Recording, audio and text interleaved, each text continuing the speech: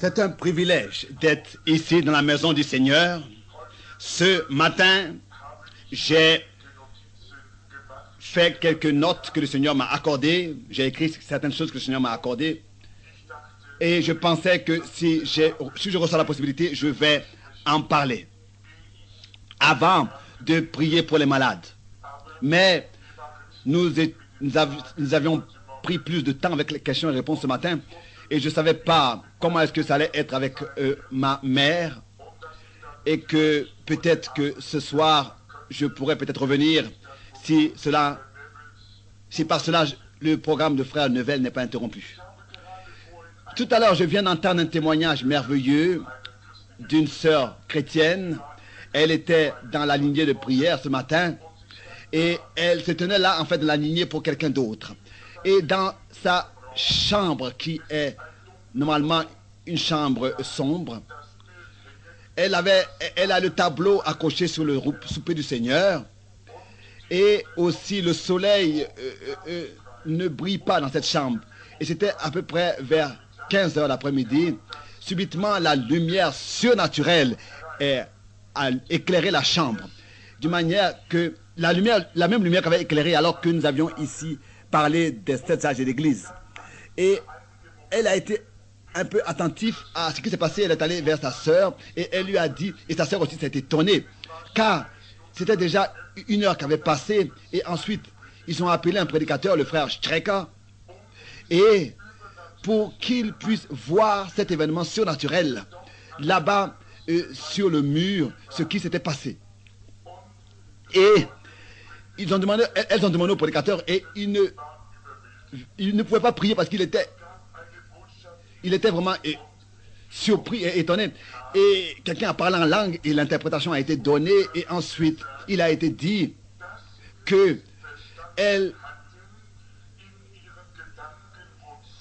dans ses pensées, elle n'a pas compris la signification de cela. Car ça devait être un signe pour lui dire que c'est parce qu'elle a accepté le message et que le message qui est sorti d'ici, et qu'elle verra de plus grandes choses que cela. Même comme Jésus disait, les anges qui montent et descendent. Nous sommes dans les derniers jours. Nous sommes arrivés très proche de la fin. Cela semble être étonnant, mais pour les chrétiens, ce n'est pas étonnant. Et je suis reconnaissant de ce que nous sommes à la fin. Et j'étais en train de parler de cela et quelqu'un me disait, mais penses-tu être heureux de ce que c'est la fin des temps? J'ai dit oui, monsieur. Il a dit, mais ça n'a pas de raison que quelqu'un soit attendre la fin du monde. Je dis, tu sais, à la fin, le Seigneur revient et moi, je veux le voir. Et la Bible dit que tous ceux qui ont aimé son avènement se réjouissent.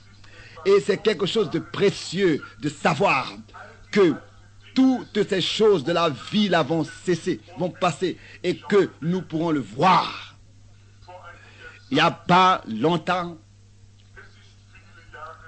cela c'est des années en arrière, alors que l'esclavage encore existait. Il y avait un vieux homme nègre, donc de peau noire. Et dans cette région, ils aimaient beaucoup chanter. Et il y a un prédicateur qui est venu aux esclaves. Et les esclaves avaient une réunion. Et un soir, une vieille personne, un vieux esclave a été sauvé. Et après qu'il a été sauvé, il fut libre. Et alors, les autres esclaves ont dit, mais le matin, les autres esclaves ont dit, tous les autres esclaves ont dit, je suis libre, je suis libre. Et il a dit aux autres, esclaves, je suis libre, je suis libre.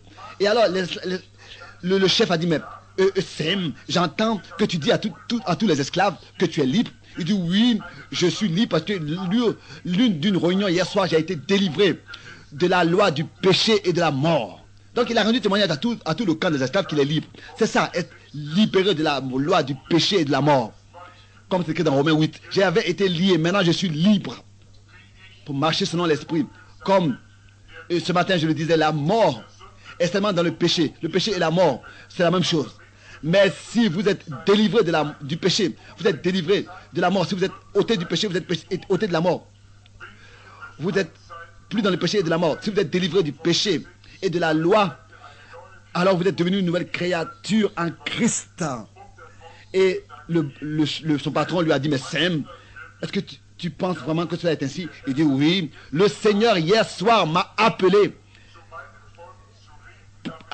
à prêcher sa parole à mon peuple pour que eux aussi ils soient délivrés, malgré qu'ils soient esclaves, pour qu'ils puissent être délivrés de la loi du péché et de la mort. Et le boss, le patron lui disait, mais vraiment, Sam? Il dit, oui, ça je le pense réellement comme ça.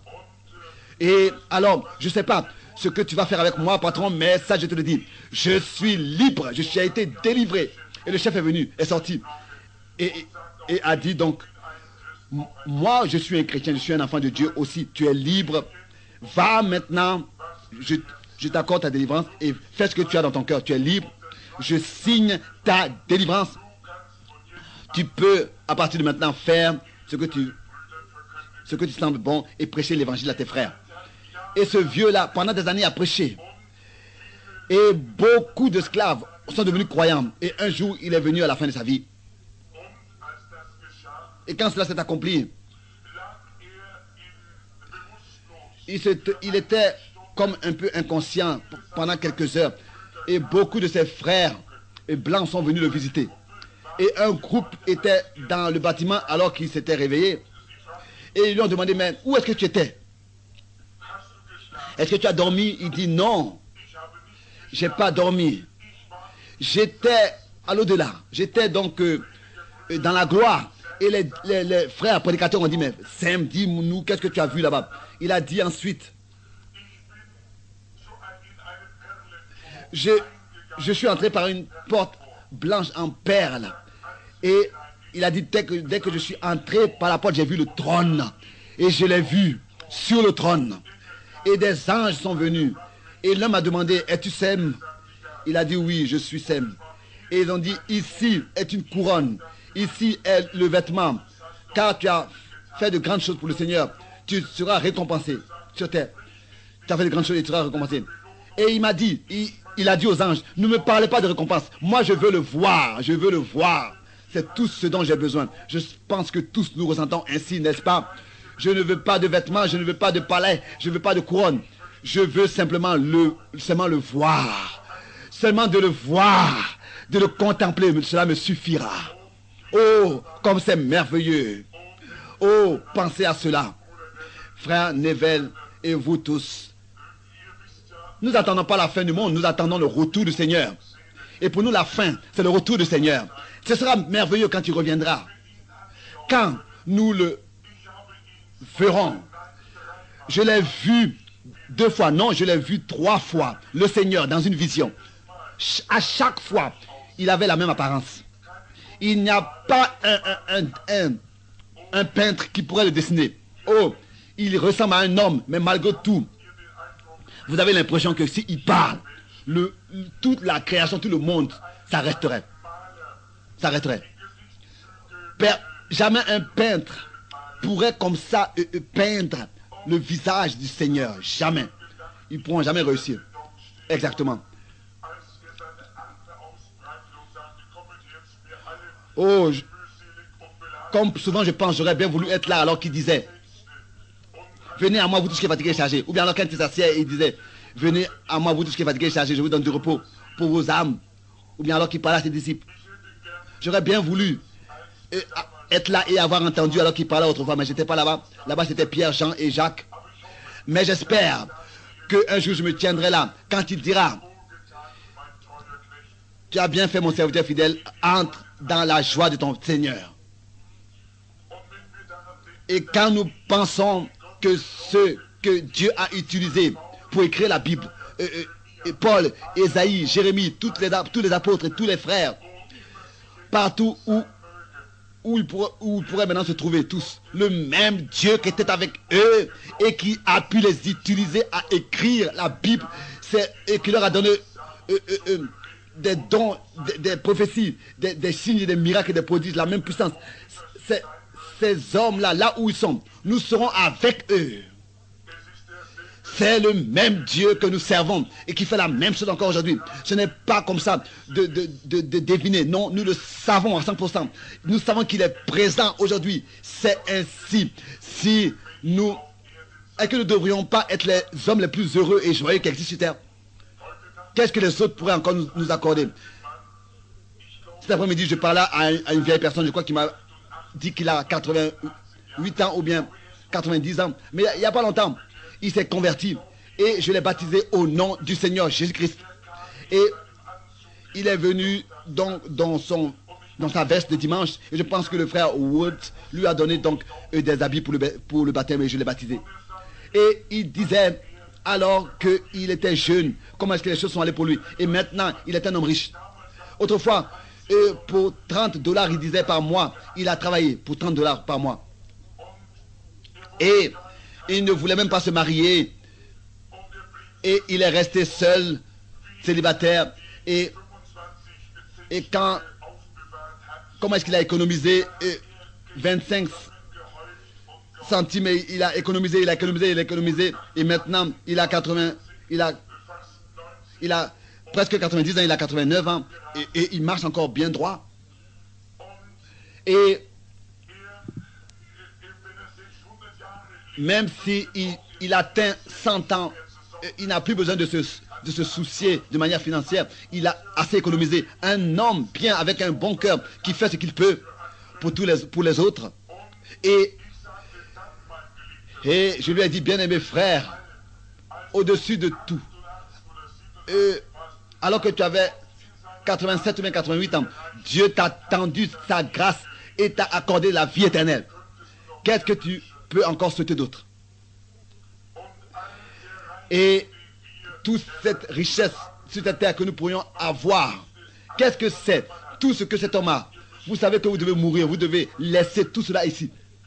Qu'est-ce que tout cela lui aurait servi s'il n'avait pas reçu la vie éternelle? Donc ne cherchez pas les richesses temporaires de ce monde qui passeront. Non. Concentrez-vous sur ce qui demeure éternellement. Attachez-vous à la main. Attachez-vous à la main inébranlable de Dieu. Oh, j'aime ce cantique. Nous l'avons souvent chanté ici dans la chapelle. Le temps est occupé à tant de choses qui sont corruptibles. C'est peut-être raison. Attachez-vous à la parole de Dieu, à la main de Dieu qui ne change pas. Ma mère aujourd'hui est là-bas. Si j'avais combien de millions de dollars que j'avais pu conserver, qu'est-ce que tout cela m'aurait servi? Et même si ma mère avait des millions, qu'est-ce que cela aurait pu lui servir? Non. Mais elle a reçu le Seigneur. Et ma mère n'avait pas de bien terrestre. Mais nous laisserons tout cela ici. Nous aimons le Seigneur et c'est ça. Il nous procure la vie éternelle. Et ça, c'est la vraie richesse. Et nous le verrons un jour dans la gloire. Nous voulons tous faire un inventaire, chacun de nous. Pensons à notre état et à notre marche et à notre vie pendant que nous entrons en nous-mêmes. Dans quel état je suis avec Dieu aujourd'hui? Dans quelle position? Nous voulons nous examiner nous-mêmes dans notre cœur et dire, Seigneur, si j'ai blessé quelqu'un ou bien blessé une âme, ou bien j'ai fait en sorte que quelqu'un se serait éloigné, si j'ai fait quelque chose de faux ou bien dire quelque chose qui ne t'a pas plu, pardonne-moi. Comme c'est écrit dans le psaume 19, nous-mêmes nos pensées doivent lui être agréables. Nous regardons à toi, l'âme, l'agneau de Golgotha, Sauveur. Écoute, alors que je t'invoque, ôte tous mes péchés et mes fautes et fais-moi grâce. Et quand j'irai par les derniers pas de l'obscurité, sois celui qui me conduit, sois mon conducteur et ôte tous les soucis et les problèmes et essuie mes larmes. Et ne me laisse jamais m'éloigner de toi. Garde-moi sur ton chemin et au milieu de et dans ta volonté. Âgé ou jeune, qui que vous soyez, que vous ayez 88 ans ou même si vous viviez seulement jusqu'à demain, malgré tout, vous seriez beaucoup qui étaient jeunes et 16 ans et qui ont eu seulement 16 ans et qui ont dû mourir avant même que le soleil se lève. L'âge n'a pas d'importance. L'important, c'est d'être prêt à rencontrer Dieu. Nous voulons maintenant penser à ces choses pendant que nous courbons nos têtes pour la prière. Ô Dieu saint et plein de miséricorde, Père de la vie, nous venons dans ta présence, Dieu Tout-Puissant, pour te remercier de la profondeur de notre cœur, pour le privilège que nous avons d'être assis ici aujourd'hui, sous le coup de ta parole. Il n'y a pas longtemps, j'étais encore à l'hôpital et j'ai vu des personnes qui sont inconscientes, et d'autres criaient, d'autres pleuraient. Oh Dieu, je prie que tout soit prêt, Père, qu'ils soient prêts à te rencontrer quand tu quitteront cette vie. Je prie, Seigneur, nous pourrions l'être, mais à cause de ta grâce, tu nous laisses en vie pour nous permettre encore de nous réunir, pour écouter ta parole, pour que nous soyons préparés à te rencontrer. Toutes ces choses-là, maintenant, passent par nos cœurs et nos pensées. Et pendant que tu sondes, Seigneur, les motifs de nos cœurs, ôte tout ce qui ne vient pas de toi, tout ce qui ne te plaît pas. Oh, que nos âmes te soient consacrées. Nous te remercions pour tout ce que tu as fait et pour tout ce que nous croyons que tu feras encore. Pour la lumière qui aujourd'hui a lui dans la chambre de notre sœur Louise. Oh, je te remercie de ce que tu l'as fortifié par cette expérience. Seigneur, je prie que ce soir tu puisses bénir et que nos âmes soient rafraîchies dans ta présence ici, dans la chapelle. Nous te remercions, Seigneur, pour cet endroit. Nous te remercions pour le pasteur, notre frère Neville, un homme d'humilité, un homme humble, un homme d'intégrité, un homme intègre, un homme plein de Dieu,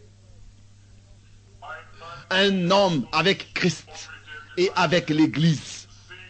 Bénis-le et bénis ses parents et sa famille, et qu'il puisse vivre longtemps parmi nous sur terre. Ôte la maladie, bien éloigne la maladie de leurs portes. Ôte la maladie et éloigne la maladie loin de nos portes. Maintenant, nous te remettons nos âmes sur ton autel. Sonde-nous, examine-nous, ouvre mes yeux, Seigneur, pour lire ta parole, si cela est ta volonté, et qu'il me soit accordé, il m'a été accordé de partager le pain de la vie avec les personnes, avec ces hommes. Aide-moi, Seigneur, à dire quelque chose qui pourrait aider une âme affligée, et aussi une parole de correction, pour que nous puissions savoir comment est-ce que nous avons à nous comporter, à nous conduire, et ce que nous devons faire, comment est-ce que nous devons conduire notre vie dans ce temps présent, dans ce monde présent. Si nous voulons avoir notre demeure au ciel, que tu puisses guérir les malades parmi nous, nous te le demandons, guéris les malades, fortifie ceux qui sont fatigués. Nous te prions pas seulement pour cette assemblée ici, mais aussi pour toutes les autres églises dans le monde entier, là où des prières montent à toi, ô Dieu, des 10 000 personnes, des milliers de personnes t'invoquent et disent, viens Seigneur Jésus, viens Seigneur Jésus. Oh, sûrement tu exauceras nos prières et un jour tu reviendras. Et si cela devait arriver, de nous endormir avant que tu reviennes, alors nous savons que les trompettes retentiront et que les morts en Christ vont d'abord ressusciter et ensuite nous nous tiendrons dans ta directe présence. Nous te remercions et nous attendons ce temps. Nous te demandons, prépare nos cœurs, nous te demandons dans le Saint-Nom de Jésus-Christ. Amen. Bon, je voudrais aujourd'hui ne pas parler longtemps, peut-être 30 minutes ou bien 40 minutes, sur un petit sujet. D'abord, je voudrais lire une écriture dans les psaumes, le psaume 105, et je voudrais lire jusqu'au verset 15. Je voudrais que vous puissiez exactement écouter attentivement pendant la lecture de la parole, parce que la parole ne faillira jamais. Louez l'Éternel, invoquez son nom. Faites connaître parmi les peuples ses hauts faits, ses hauts faits. Vous pensez à cela, le psaume 105. Louez l'Éternel, invoquez son nom. Faites connaître parmi les peuples ses eaux faits. Chantez, chantez en son honneur. Parlez de toutes ses merveilles. Glorifiez-vous de son saint nom. Que le cœur de ceux qui cherchent l'Éternel se réjouisse. Ayez recours à l'Éternel et à son appui. Cherchez continuellement sa face. Souvenez-vous des prodiges qu'il a faits, de ses miracles et des jugements de sa bouche. Postérité d'Abraham, son serviteur, enfant de Jacob, ses élus. L'Éternel est notre Dieu. Ses jugements s'exercent sur toute la terre. Il se rappelle à toujours de son alliance, ses promesses pour 1000 générations. L'alliance qu'il a traitée avec Abraham et le serment qu'il a fait à Isaac. Il a érigé pour Jacob en loi, pour Israël en alliance éternelle, disant, je te donnerai le pays de Canaan comme héritage qui vous est échu.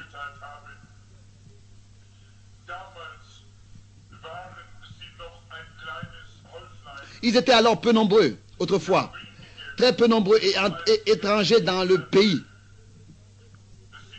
Et ils allaient d'une nation à l'autre et d'un royaume vers un autre peuple. Mais il ne permit à personne de les opprimer. Et il châtia des rois à cause d'eux. Et il disait, ne touchez pas à mes oins et ne faites pas de mal à mes prophètes. Je voudrais prendre ce sujet et le mot respect. Ici, dans cette lecture, David s'est tourné à Dieu. Et il s'agit du respect que nous devons à Dieu, que nous devons avoir devant Dieu. Et il y a une chose que dans chaque cœur je veux avoir écrit, c'est que au-dessus de tout ce qui se passe, de tout ce que Dieu fait, nous devons lui apporter de la crainte devant tout ce que Dieu fait. Nous devons respecter ce que Dieu fait.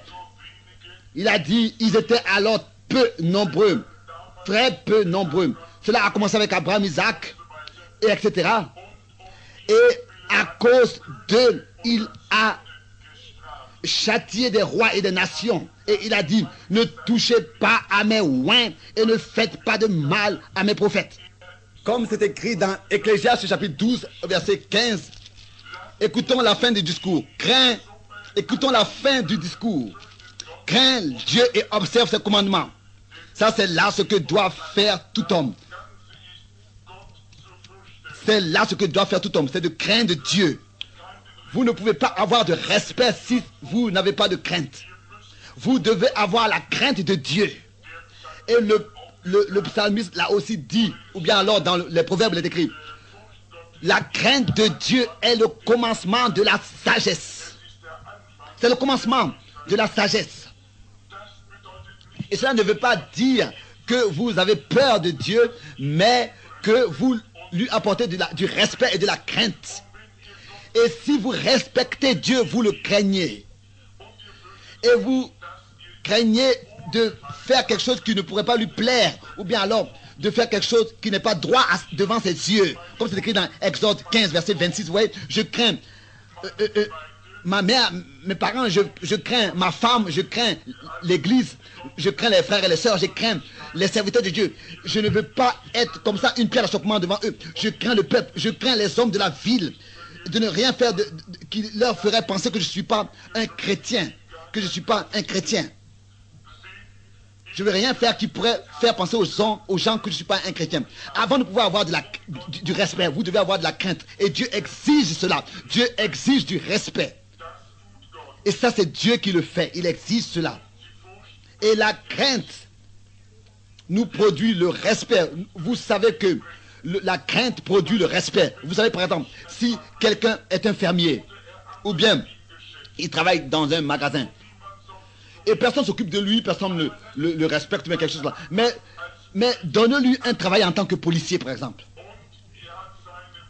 Et il a maintenant son uniforme, il a son grade, il a ses décorations. Et vous verrez comment est-ce que les gens de la ville vont se comporter devant lui.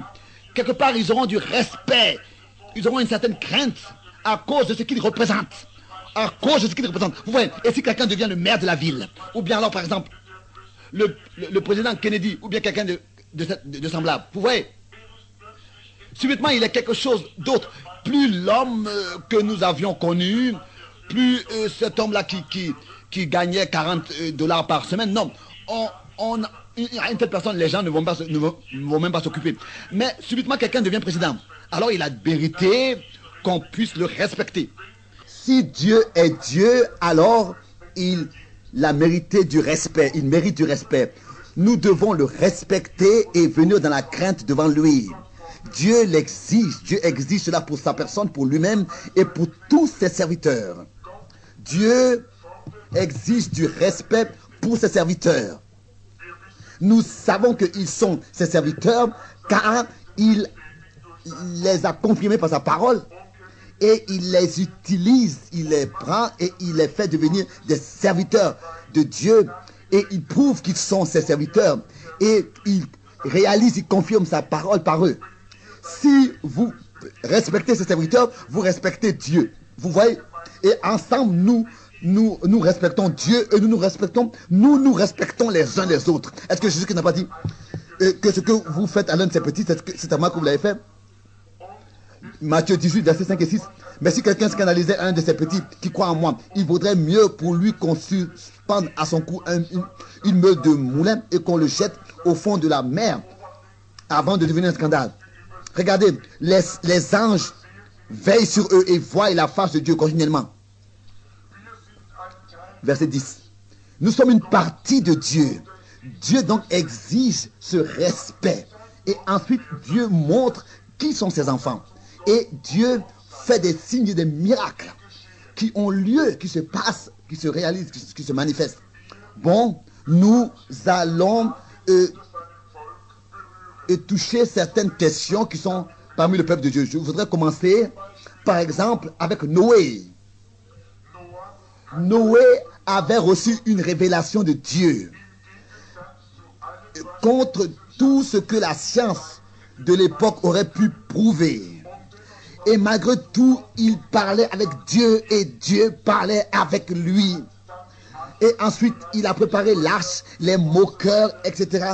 étaient là, qui aussi, tels qu'ils apparaîtront dans les derniers jours, comme c'est écrit dans 2 Pierre 3, ces moqueurs-là se sont moqués et pensaient que Noé a perdu le sens et il est en train de construire une arche. Mais Dieu a apporté le jugement sur ces moqueurs, car ils n'ont pas prêté l'oreille aux messagers de Dieu et ils sont pas entrés dans l'arche par sa prédication. Et ensuite, Dieu a envoyé son jugement divin. D'abord, Dieu avait accordé une préparation pour tous ceux qui voulaient venir. Et ensuite, quand ils n'ont pas voulu venir, il n'y avait qu'une seule chose qui leur restait, c'est alors qu'ils n'avaient pas accepté les préparations de Dieu. Alors il y a une seule chose qui leur restait, c'était le jugement. Vous pouvez faire que 2 choses. Ou alors la miséricorde, ou alors le jugement. L'un de ces 2 choses-là, vous l'aurez. C'est la même chose encore aujourd'hui. Ou alors la miséricorde de Dieu, ou alors le jugement de Dieu. Il n'y a pas d'autre possibilité. Dieu crée toujours un chemin pour s'échapper, pour tous ceux qui veulent échapper. Et celui qui ne veut pas va devoir rencontrer le jugement. Pas parce que Dieu le veut, mais parce que ce sont les hommes eux-mêmes qui choisissent ce chemin. Ils prennent eux-mêmes leur propre cette décision. C'est la même chose encore aujourd'hui. Ou alors nous acceptons le chemin de Dieu pour échapper, ou alors nous prenons le chemin de Dieu pour le jugement. Ne pouvez-vous pas reconnaître aujourd'hui tout ce que vous avez choisi, le chemin pour échapper, comme c'est écrit. Car tous ceux qui refusent de prendre le chemin pour échapper vont devoir rencontrer le chemin du jugement. Il y a une autre chose encore dont je voudrais parler. C'était un grand prophète puissant appelé Moïse. Le peuple d'Israël aurait dû comprendre selon les Écritures que Dieu allait les délivrer et les sortir de l'Égypte. Mais dès que Dieu était prêt à détendre sa main et à faire quelque chose, ils n'avaient pas de respect pour lui et ils le rejetaient. Ils ont dit, est-ce que tu vas nous frapper comme tu as frappé l'Égyptien? Ils n'avaient pas de respect pour le serviteur de Dieu. Et ils ont dû rester 40 ans de plus dans la captivité parce qu'ils ont rejeté d'accepter le sauveur qui était venu. C'est ça qui les a fait rester dans les liens de l'Égypte. Vous voyez, le temps était là, mais ils sont restés encore 40 ans plus longtemps parce qu'ils ont rejeté le chemin préparé de Dieu pour s'échapper. C'est ce que je veux dire. C'est la raison encore aujourd'hui. La même chose se répète. Ils ont rejeté de choisir le chemin pour s'échapper. Comme nous avons lu d'Abraham concernant l'alliance. Dieu avait promis qu'il fera cela et Dieu va toujours accomplir ce qu'il a dit. Il va les appeler à sortir. Il avait dit, mais il y a une autre génération qui devait passer. Et quand ils n'ont pas reçu le message, car c'est 40 ans plus tard que Moïse est venu dans une autre génération. Est-ce que vous voyez ce que je veux dire? S'ils n'acceptent pas, alors Dieu laisse la génération en mourir et il laisse apparaître une autre génération. C'est ainsi qu'ils l'ont rejeté. Nous constatons que la prochaine génération dans laquelle Moïse était venu, Moïse craignait d'aller encore en Égypte. Il avait maintenant 80 ans. Et 40 ans étaient passés. Et ensuite, il a parlé à Dieu dans le buisson ardent et il a dit, qu'est-ce que je dois leur dire? Ils me demanderont qui t'a envoyé. Est-ce que je vais leur dire, est-ce que je leur dirai le Dieu de vos pères? Ils me diront, mais qui est le Dieu de nos pères? Qu'est-ce que je vais leur dire? Alors le Seigneur a dit, dis-leur, je suis t'a envoyé. Et je suis je suis. Et qu'est-ce que tu as dans ta main?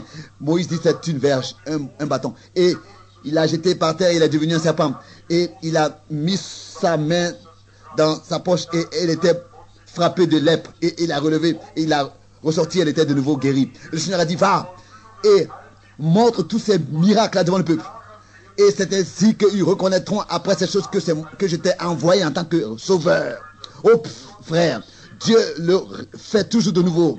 Dieu accorde des signes surnaturels. Et maintenant, quand Moïse était entré et qu'il avait convoqué le peuple et qu'il a fait tous ces miracles, tout Israël a cru, chacun individuellement. Et il est allé dans le palais et il a proclamé la délivrance. Et Dieu a laissé venir le jugement sur Pharaon parce qu'il ne voulait pas les laisser aller. C'est étrange. Ils avaient vu tous ces signes et ces miracles et ensuite ils sont arrivés à la mer Rouge et ils ont constaté que le même Dieu qui a fait tous ces miracles, que le même Dieu était aussi capable de frayer un chemin par la mer Rouge pour qu'ils puissent s'échapper. Parfois nous faisons des erreurs. Quand une maladie nous touche, nous arrive et que des problèmes nous arrivent, des difficultés sont devant nous, alors nous tombons. Jeunes croyants, on se moque de lui. On dit, oh, tu joues un rôle de saint. Et ensuite, cela les blesse et le doute vient au lieu de demeurer ferme. C'est justement le temps dans lequel vous deviez estimer et respecter le message et le messager. C'est ainsi que vous devez honorer Dieu. Mais Moïse a dit, je viens de faire 10 miracles. Dieu a déjà fait 10 miracles. Et maintenant, est-ce qu'il ne le fera pas encore? Bien sûr. Qu'est-ce qui doit encore arriver pour que vous puissiez croire enfin? Et il a élevé sa verge sur la mer. Et un tourbillon est venu, une tempête est venue. Et l'eau s'est divisée. Et dès qu'ils étaient de l'autre côté de la mer, ils ont commencé encore à faire des reproches, à murmurer. Encore la même chose. Et Dieu a laissé tomber pleuvoir du pain de l'eau, du pain du ciel. Et tout de suite après, ils ont dit, nous n'avons pas d'eau. Un reproche l'un après l'autre. Ils faisaient que se plaindre et murmurer. Et vous diriez peut-être, mais peut-être qu'ils étaient les inconvertis. Peut-être qu'ils l'étaient. C'était un peuple mélangé qui était aussi sorti avec eux. C'est écrit dans Nombre 11. Mais je voudrais vous rappeler cela. Si Dieu envoie un message et le confirme, et un messager et le confirme par des signes, des miracles, qu'il est l'homme envoyé de Dieu, alors c'est à vous d'obéir au messager, bien sûr. Si Dieu confirme le messager par des signes et des miracles, nous devons obéir au messager. Et nous devons avoir du respect devant ce messager. Regardez Josué et Caleb. Ils se sont tenus là. Quoi que Moïse faisait, ils étaient une partie de l'œuvre de Dieu, de ce qu'il faisait. Bien sûr, ils étaient une partie de ça, car ils savaient que c'est le messager de Dieu. Et un jour, nous avons constaté que même Myriam, une prophétesse, et Aaron, le grand sacrificateur, qu'ils se sont moqués de la femme de Moïse parce qu'elle était une Égyptienne, une Éthiopienne. Et ils ont dit, mais il n'y a pas assez de femmes là pour que tu puisses te marier. Pourquoi tu as dû prendre celle-là? Ce n'était pas le choix de Dieu. Ça a été le choix. C'était pas le choix de Moïse, c'était le choix de Dieu pour Moïse. Et quand ils se sont moqués de lui, alors Dieu s'est mis en colère. D'une manière qu'il a frappé Myriam, la prophétesse de lèpre, la propre sœur de Moïse. Car ce n'était pas le choix de Moïse, c'était le choix de Dieu pour Moïse. Qu'est-ce qui s'était passé? Elle, une prophétesse, mais qu'est-ce qu'elle a fait? Elle s'est moquée d'une manière qui n'est pas correcte du messager de l'heure, d'autrefois. Et même Aaron aussi, le grand sacrificateur. Vous voyez, le frère de Moïse, bien sûr, il était avec elle. Et quand ils ont vu que la sœur, et quand Aaron a vu que sa sœur est frappée de lèpre, il est allé à Moïse, il a dit, est-ce que tu veux laisser mourir ta sœur comme ça? Alors Moïse est tombé sur sa face dans la tente d'assignation, il a commencé à pleurer et à invoquer Dieu et à prier pour sa sœur. Et l'Esprit de Dieu est descendu et a dit, appelle Aaron et Myriam pour qu'ils puissent se tenir là devant la tente d'assignation. Oh! Dieu exige du respect. Dieu envoie son message et prêtez l'oreille à ce message. Ayez du recueillement et de la crainte. Ne dites pas ça, c'est un rôle de saint, etc. Laissez le monde dire ce qu'il veut. Vous donnez du respect à ce qui vient de Dieu. À ce qui vient de Dieu. C'est ainsi que Myriam s'est tenu là. Et Aaron s'est tenu là. Frères et sœurs se tenaient là.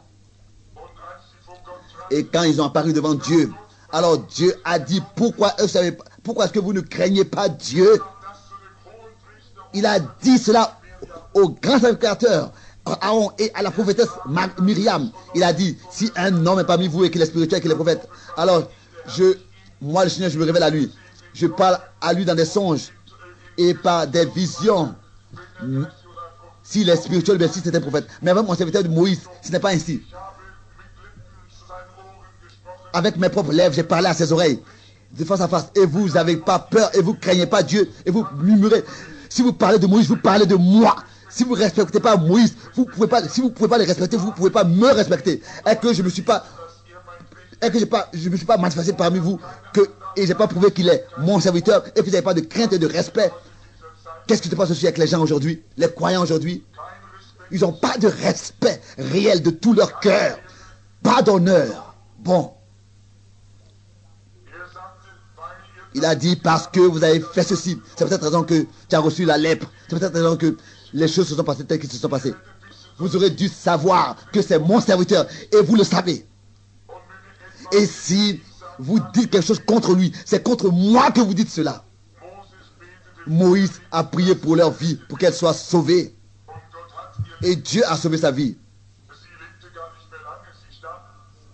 C'est vrai qu'elle n'a pas vécu longtemps après, elle est morte. Mais elle est restée d'abord un moment à l'extérieur du camp, pour un certain temps. Dieu ensuite l'a guérie. Mais ce que je voulais dire, c'est la chose suivante. Vous devez respecter ce que je fais. C'est ce que Dieu voulait dire. Et si autrefois c'était la disposition de Dieu, la position de Dieu, c'est aujourd'hui sa position. Dieu veut que nous puissions respecter ce qu'il fait. Il exige cela. Alors la seule possibilité, c'est de reconnaître ce qu'il fait. Ou alors vous le respectez, ou alors vous allez devoir payer. Il y a un homme qui me disait il n'y a pas longtemps, une pauvre personne. Il était ici au marché. Il avait eu il était tombé, il était un luthérien. Et il ne pouvait pas aller à l'église. Et on a pris le taxi. Et ça coûtait 85 centimes aller-retour. Et il avait prié la prière du Seigneur. Et après, le voisin lui a demandé, mais où est-ce que tu vas avec le taxi? Il a dit, je vais au souper du Seigneur. Et il a dit, mais qu'est-ce que c'est le souper du Seigneur? Il a dit, mais moi, j'ai... Alors, il dit au voisin, mais nous allons prendre du pain et puis du vin. Et puis, alors il dit au croyant, mais à celui qui avait parlé du souper du Seigneur, il dit, mais moi, ici à la maison, j'ai mon whisky et j'ai mon pain. Et c'était 3 jeunes dans l'hôtel. Et ils ont pris comme ça une tranche de pain et puis ils ont pris du whisky. Ils ont dit, bon, maintenant nous allons fêter le souper du Seigneur. Ils se sont moqués d'une église pentecôtiste. Et moins de 3 mois plus tard, ils sont morts. Et 2 sont morts et le 3e a abouti dans une maison de fous. Vous ne pouvez pas vous échapper si vous ne respectez pas ce que Dieu fait et si vous ne respectez pas Dieu. Si vous ne croyez pas, taisez-vous et éloignez-vous de ça. Mais ne vous moquez pas. Ou bien alors, venez dans la crainte et respectez cela. Ne vous moquez pas de personnes qui adorent Dieu en esprit. Laissez-les tranquilles. Je me tenais au coin d'une rue il y a des années passées et je prêchais. J'étais jeune. Il y a une femme qui est venue. Je prêchais dans la rue et je la connaissais. Je savais que son mari était catholique. Une femme très, très belle. À peu près, elle avait peut-être 22 ans. Je la connaissais en tant que fille déjà. Elle vivait ici dans la ville. Et elle est venue, elle m'a dit... elle m'a dit, je ne donnerai pas à ma plus belle vache la religion de Branham. Et le même soir, elle a été livrée à l'hôpital en catastrophe. Elle avait le cancer, elle était en train de mourir à l'hôpital. Et son mari est venu pour m'appeler. Il était catholique. Et il a dit, viens vite, viens vite, viens vite. Prie pour ma femme, prie pour ma femme. Et elle est en train, toute la soirée, elle a fait qu'appeler ton nom. Elle a fait que t'appeler. J'ai dit, bon, d'accord. J'ai quitté l'assemblée, je suis allé vite à l'hôpital. Et j'ai rencontré les infirmières. Et elles m'ont dit, elle est déjà morte. Et son mari me dit, prie quand même pour elle, quoi qu'elle soit morte. J'ai dit, priez après qu'elle soit morte. Et ensuite, je suis allé.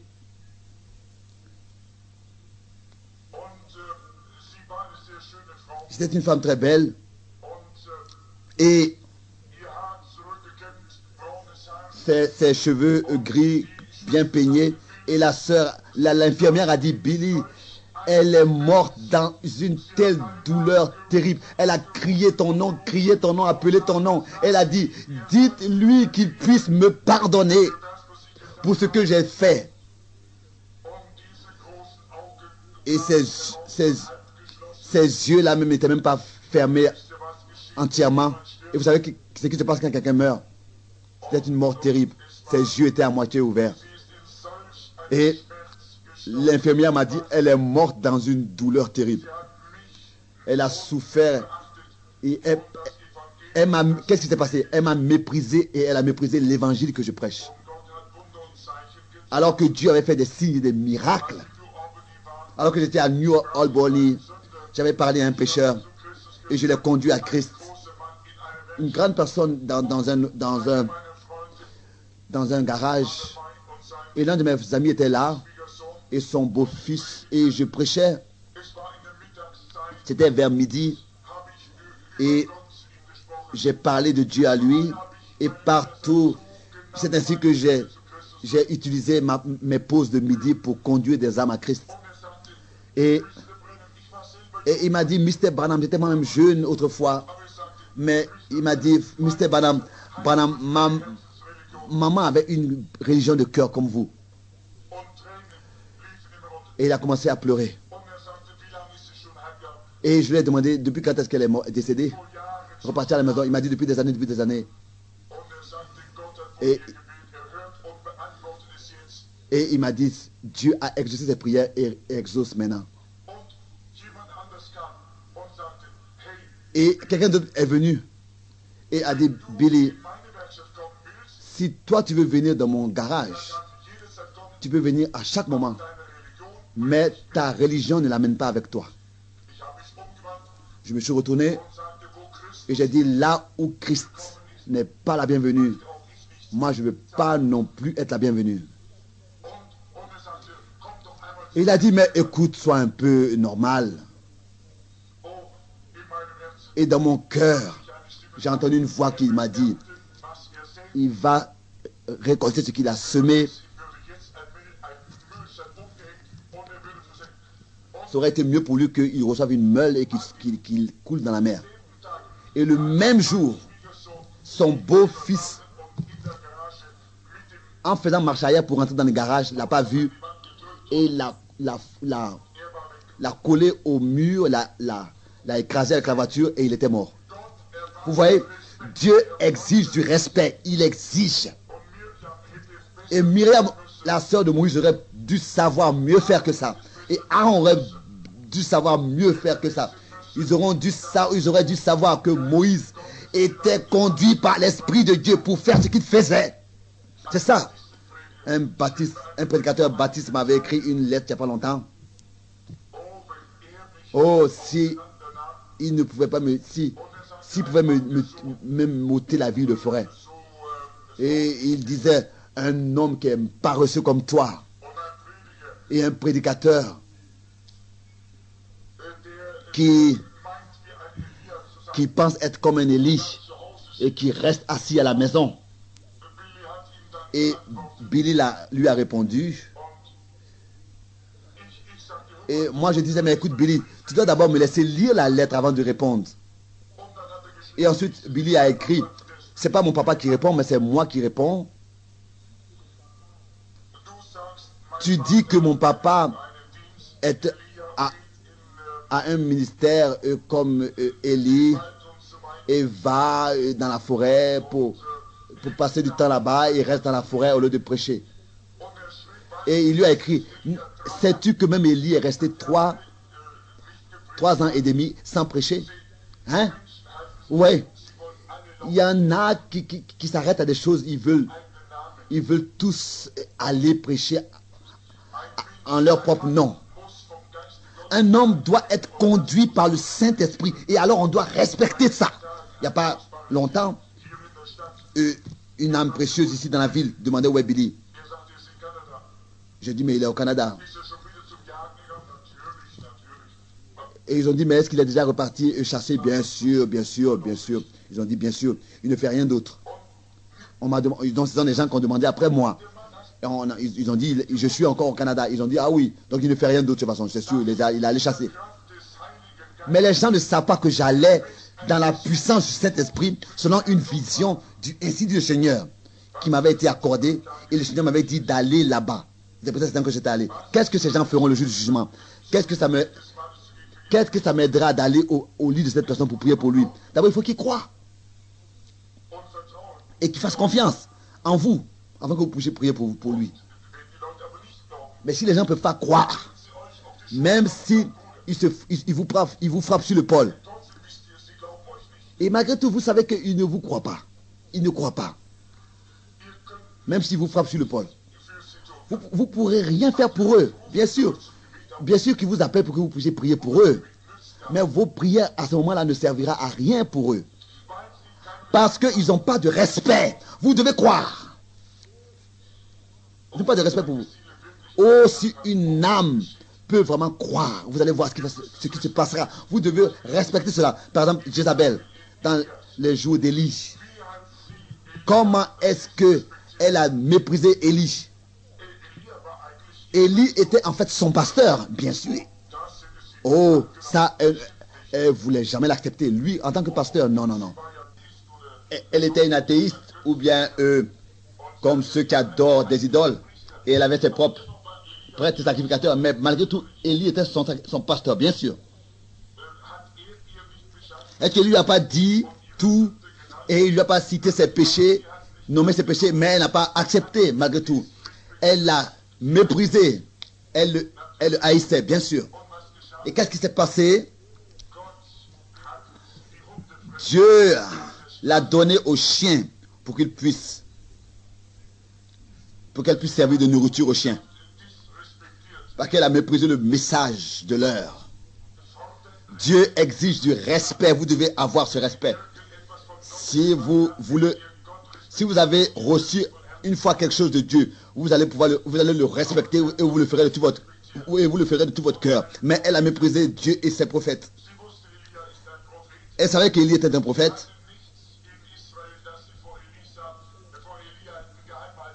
Elle n'avait rien qu'elle aurait pu cacher devant Élie. Chaque vision qu'il recevait était parfaite. Parfaite. Mais bien sûr, il prêchait. Mais chaque dénomination, tout, il a condamné toutes ces choses, de la plus petite jusqu'à la plus grande. Il a condamné tout le royaume, etc. Mais ils ont dû reconnaître qu'il était un prophète. Bien sûr, même Akab a essayé de dire que c'était la faute d'Élie que la chasseresse soit venue. Et il a dit, et Élie avait dit que il n'y aura pas de rosée ni de pluie, si ce n'est qu'ils le disent. Vous voyez? Et Akab, ce vieux hypocrite, et il a dit, c'est la faute du prophète que nos enfants maintenant doivent souffrir. Ils n'ont pas à manger. Alors que tout ce qu'Élie a essayé, c'est de ramener les hommes à Dieu. Bien sûr, et tous les autres l'ont influencé. Est-ce que vous pouvez croire à un tel homme qui a fait ceci et qui a fait cela? Oh, regardez un tel hypocrite. Sûrement qu'ils ont dit, ce n'est rien que de l'hypocrisie. Et ce n'est rien que un liseur de bonne aventure qui ferme le ciel et qui dit que la pluie ne tombe pas. Est-ce que ça c'est la volonté de Dieu? Oui, c'était la volonté de Dieu. Ils ont dit, comment vous pourrez croire à un tel homme qui fait de telles choses? Vous devez voir et comprendre les choses. Vous devez respecter Dieu. Ça n'a pas d'importance ce qu'il fait. Il sait ce qu'il fait. Vous voyez, les enfants souffraient, les hommes souffraient, le bétail mourait, les moutons mouraient, il n'y avait plus d'eau nulle part. Et les nuits froides et pesantes et le soleil pendant le jour très chaud, 3 ans et 6 mois. Et Élie était assis là ou bien alors se tenait là et a dit, pas de rosée ni de pluie tombera si ce n'est à ma parole. Oh, il le haïssait. Et quand Akab l'a trouvé, il a dit, c'est toi qui amènes tous ces problèmes en Israël. Il a dit, moi, c'est pas moi, c'est toi qui a causé tous ces problèmes en Israël. C'est toi, c'est pas moi. Vous voyez, même Akab n'avait pas de respect devant lui. Et comme autrefois, dans les jours d'Élysée, les enfants, c'était des adolescents qui avaient été instruits, mais ils pensaient que Élie n'avait pas été enlevé et que Élysée le cherche partout. Et a pris sa place. Il était le messager. Il était donc le message. Et Élie avait été en fait enlevé réellement. Et il est passé par Bethel et comme il cheminait à la montée des adolescents sortir de la ville. Ils se moquaient de lui et lui ont dit, monte, monte chauve, toi chauve. Pourquoi est-ce que tu n'es pas monté avec Élie?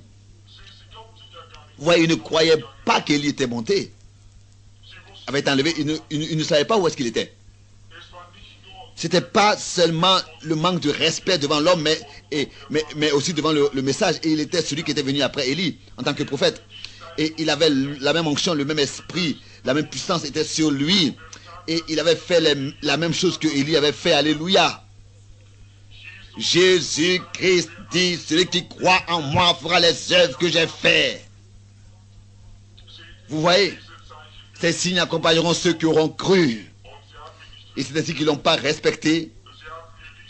Ils n'ont pas respecté Élisée parce que Élisée avait cru au ministère d'Élie. Et le même esprit était sur lui.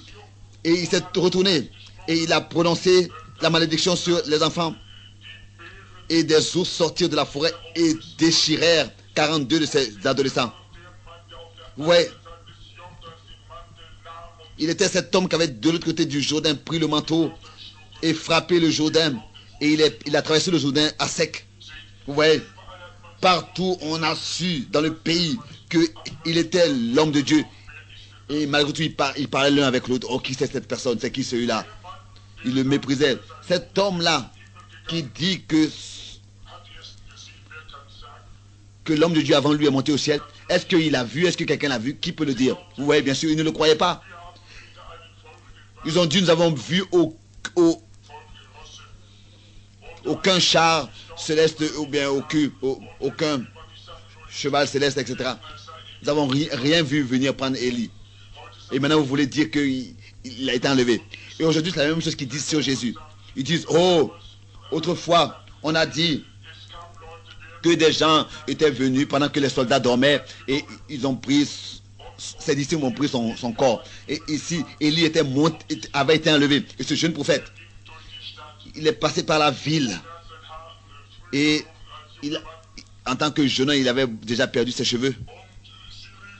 Et ils lui ont dit, pourquoi est-ce que tu n'es pas monté toi, chauve, vieux chauve? Et c'est ainsi qu'ils lui ont montré, ils lui ont manqué de respect. Et Élie s'est retourné dans la puissance de l'esprit et a prononcé la malédiction. Et qu'est-ce qui s'est passé? 2 ours sont sortis de la forêt et ont déchiré 42 adolescents. Ils n'avaient pas de crainte, ils n'avaient pas de respect. Vous devez respecter Dieu. Et les enfants, les adolescents pensaient, oh, ma mère et mon père ont parlé mal, ont dit cela sur lui. Nous aussi, nous pouvons nous le permettre. Qu'est-ce que nous savons déjà? Nous savons mieux les choses. Que cela soit ainsi ou pas. Je vous le dis, si vous ne le savez pas, taisez-vous. Si vous ne savez rien, restez calme. Ne parlez pas mal. Et ils disent, on va aller dans la ville, il y aura une réunion dans la rue. Et alors ils vont, ils viennent.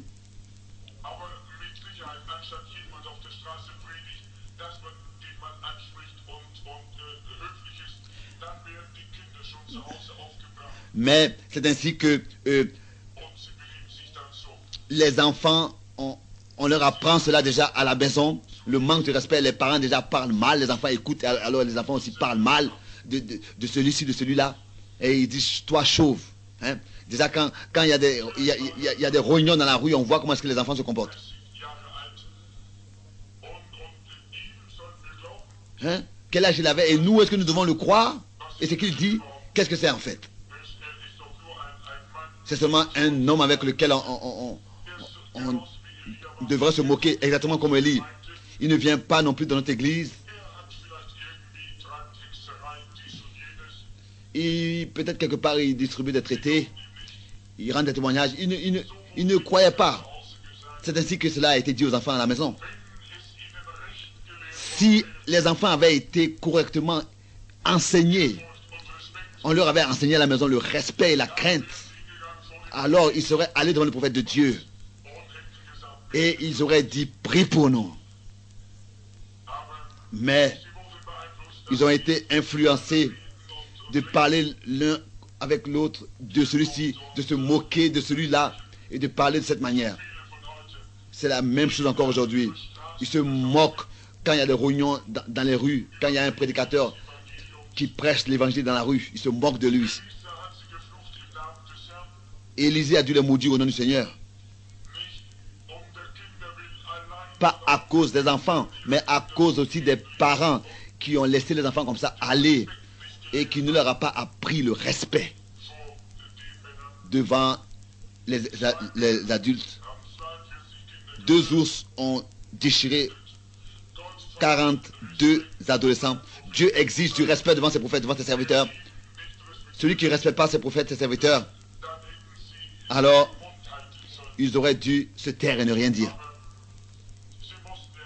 Mais ils étaient obligés de dire quelque chose, n'est-ce pas? Et qu'est-ce qui s'est passé avec eux, vous voyez? Nous voulons maintenant prendre ceux qui ont respecté Dieu et ses serviteurs. Par exemple, avec Élisée, cette Sunamite, elle était de Sunem, mais elle croyait en Dieu. Et elle avait vu qu'un homme était venu dans la ville, elle avait écouté sa prédication, elle avait vu ce qui s'était passé. Et un jour, elle dit à son mari, voici, je sais que cet homme qui passe toujours chez nous est un saint homme de Dieu. On pourrait dire que bon, elle a perdu, elle avait un fils qu'elle avait perdu. Bon, on ne sait pas, c'est peut-être une histoire, c'est une histoire comme ça que je dis. Mais cette femme ici, quand elle a reconnu, en tout cas, il a dit qu'elle n'avait pas de fils. Quand elle a reconnu qu'il était un saint homme, et elle a reconnu quelque chose qui s'était passé, elle le pressa d'accepter à manger. Et toutes les fois qu'il passait, il se rendait chez elle pour manger. Elle a reconnu qu'elle avait été envoyée de Dieu. Et au lieu de lui manquer du respect, elle l'a traité avec respect. Et toutes les fois qu'il passait, il se rendait chez elle pour manger. Et elle dit à son mari, voici, je sais que cet homme qui passe toujours chez nous est un saint homme de Dieu. Faisons une petite chambre haute avec des murs. Et mettons-y pour lui un lit, une table, un siège et un chandelier, afin qu'il s'y retire quand il viendra chez nous. Tu sais, je vois, il est âgé, il est vieux et il voyage beaucoup. Et il fait ce qu'il peut pour servir le Seigneur. Et il a qu'un vase avec de l'huile et un manteau avec des peaux de mouton. Je te demande que nous puissions faire pour lui une chambre haute, que des serviteurs puissent venir pour lui faire une chambre, parce que je reconnais qu'il est un saint homme de Dieu, un homme de Dieu. Oh, quelle différence ici. Son mari était d'accord, bien sûr, et il a dit, moi aussi j'ai reconnu qu'il était un saint homme de Dieu. J'ai observé ses paroles et je les ai reçues de mon cœur. Il est un homme de Dieu, ça nous allons le faire. Et c'est ainsi qu'ils ont fait cette chambre pour que quand il revient du voyage, il puisse venir, et ils ont lavé ses pieds et ils ont pris soin de lui. Bien sûr, cela a fait du bien à son âme alors qu'il voyait le respect. Et ensuite, il a dit à Géasi, son serviteur, appelle cette Sunamite, demande-lui ce qu'elle veut. Elle a dit, j'habite au milieu de mon peuple, j'ai besoin de rien. Le verset 13 de 2 Rois 4. Mais Géasi a dit, elle n'a point de fils et son mari est vieux. Et il dit, appelle. Et je peux bien m'imaginer que le prophète donc s'est couché sur le lit dans la chambre qui lui avait été préparée. Et il s'est lavé et il s'est préparé. Ensuite, il a reçu une vision du Seigneur. Et il a dit, va et appelle-la. Géasi l'appela et elle se présenta à la porte. Car j'ai quelque chose à lui dire. Car elle a respecté Dieu. Va et dis-lui qu'elle puisse venir. Elle est venue et se présenta à la porte. Élisée lui dit, ainsi dit le Seigneur, à cette même époque, l'année prochaine, tu embrasseras un fils. À peu près, et exactement tel qu'il a dit, à peu près après un an, elle a eu un fils, alors que l'enfant avait à peu près 12 ans et qu'il était avec son papa sur le champ. Le soleil l'a frappé et il est mort dans les bras de la maman. Est-ce que cela l'a découragé? Non.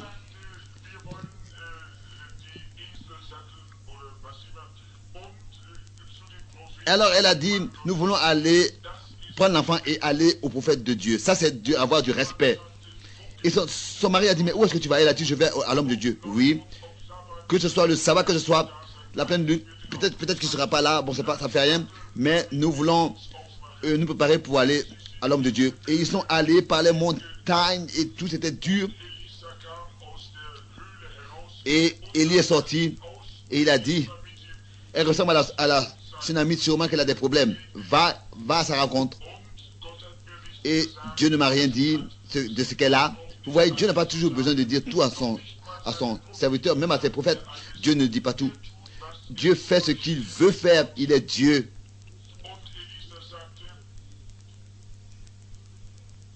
Et Élie a dit, Élie n'a pas dit, oh Dieu, pourquoi est-ce que tu ne m'as pas dit qu'elle allait venir, etc. Et c'est qu'elle a. Non, Élie n'a rien dit. Tel que c'était, il n'a pas dit, fait des reproches à Dieu. Il respectait Dieu. Vous voyez? Et la tsunami n'est pas venue. Il n'a pas dit, quoi? Tu es un homme de Dieu? Toi sûrement pas. Non, non, non. Car si elle était venue comme ça, rien ne se serait passé. Elle a dit, nous allons voir ce qui va se passer. Elle n'a pas dit ça. Non, elle est tombée à ses pieds. Et elle a adoré Dieu. Et Dieu lui a révélé ce qui s'était passé. Et d'abord, Élisée a dit à son serviteur Géasi,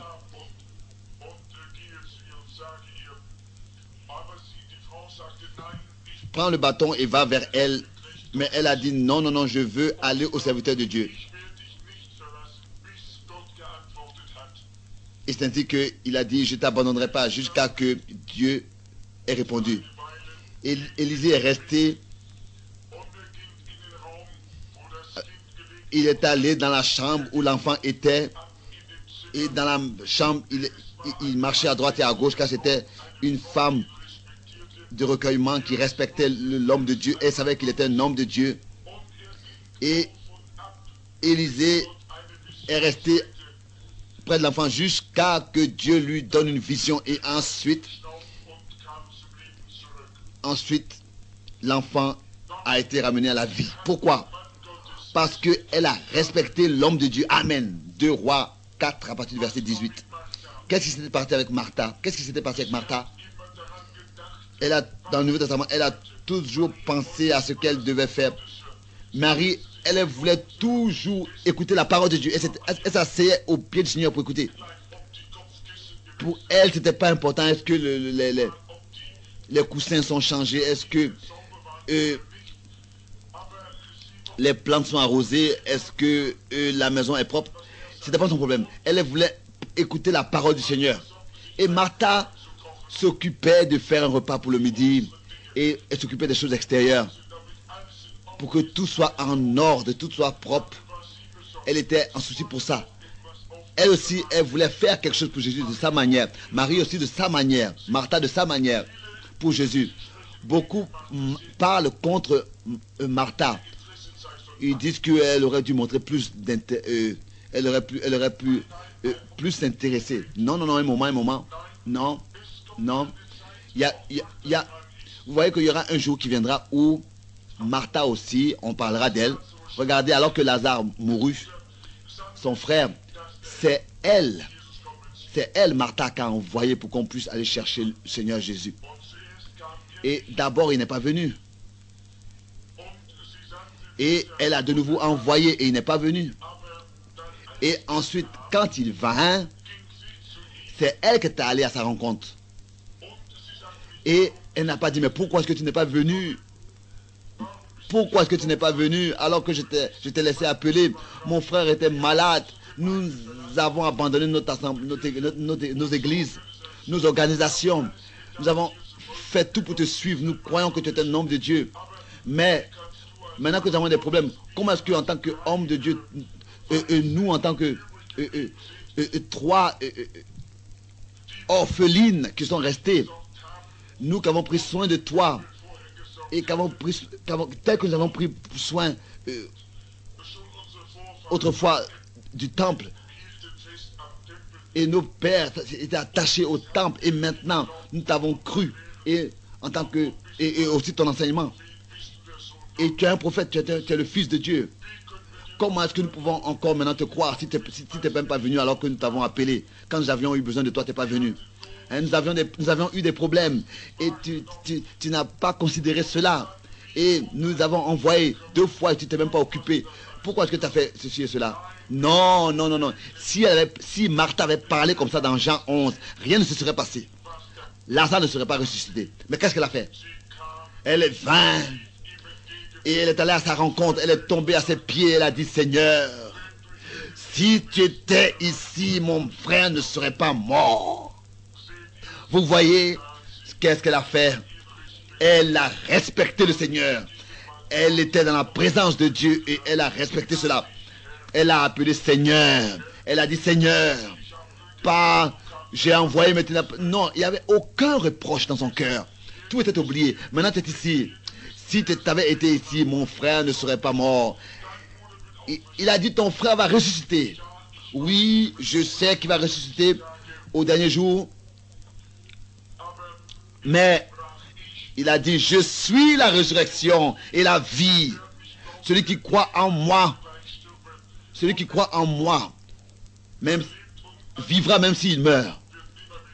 Et celui qui vit et qui croit en moi ne mourra pas.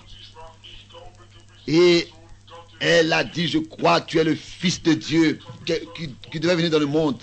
Et encore maintenant, pas Seigneur, tu aurais dû faire ceci et faire cela. Non, maintenant, tout ce que tu demandes, Dieu l'exaucera. Est-ce que cela n'est pas merveilleux? Non. On n'a pas dit, oh, Élisée est encore allé à la chasse, ceci et cela, on lui fait des reproches. Non. Quoi qu'il faisait, il était toujours pour eux l'homme de Dieu. Martha, elle n'a même pas regardé aux circonstances. Elle a regardé au Seigneur. Et encore maintenant, elle parle. Et elle dit, ce que tu demandes, cela va s'accomplir. Quoi que tu dis, cela va s'accomplir. Et il a dit que ton frère ressuscite. Et il a demandé, où est-ce que vous l'avez enseveli? Et ils sont allés à la tombe. Et il a appelé Lazare à sortir alors qu'il était depuis 4 jours mort. Parce que la sœur de Lazare avait du respect devant lui. Si vous respectez, vous ne pouvez pas respecter l'homme, respectez au moins le ministère qu'il a de Dieu et le service qu'il fait. Si un prédicateur vient, ou bien votre pasteur, respectez-le toujours.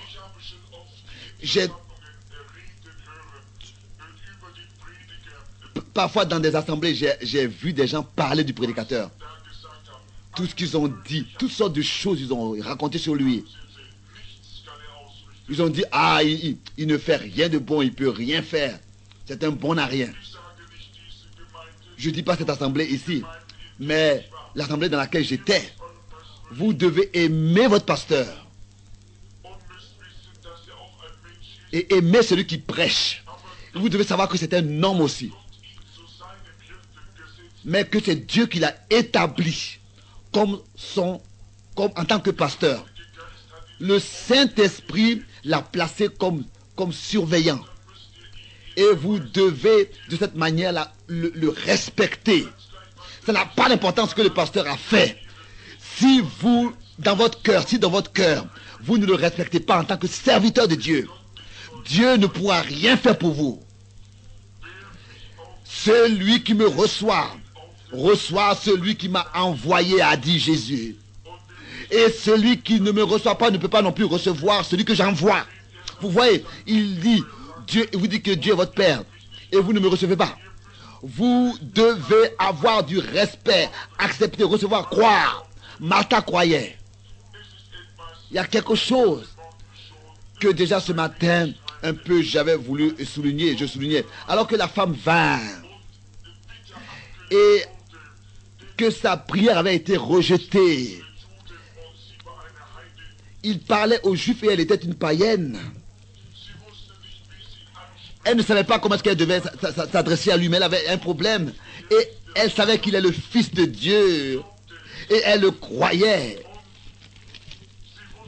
Et elle savait que si Dieu a répondu la prière d'autres, il va aussi pouvoir répondre sa prière. Et c'est ainsi qu'elle avait accepté la parole de Dieu. Elle a dit que si ça c'est pour les Juifs, c'est aussi pour les païens. C'est ainsi qu'elle a pensé en elle. Et Jésus l'a examiné, l'a testé. Et elle a dit, Seigneur, s'il te plaît, fais attention. Elle a dit, toi, fils de David. Elle avait vu comment est-ce que les Juifs l'avaient appelé fils de David.